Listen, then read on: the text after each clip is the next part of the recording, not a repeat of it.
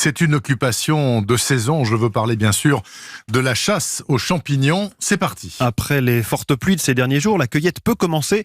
Mais bien sûr, attention à ne pas vous empoisonner avec des champignons vénéneux. On recense près de 500 intoxications ces 2 dernières semaines. Stéphane Place va nous aider à ne pas nous tromper. Il est allé en forêt avec des spécialistes.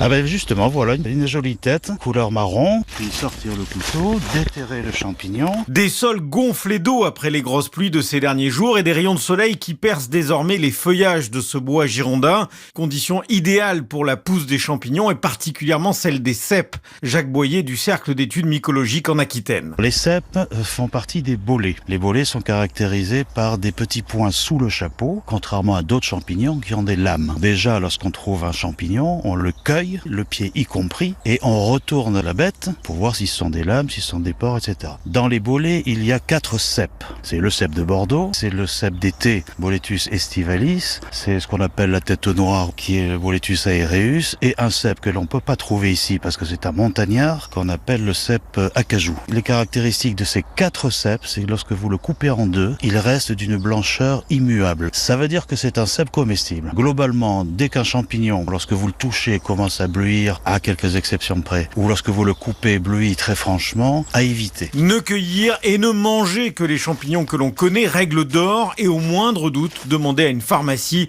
ou à une association reconnue de mycologie. Bordeaux, Stéphane Place, Europe.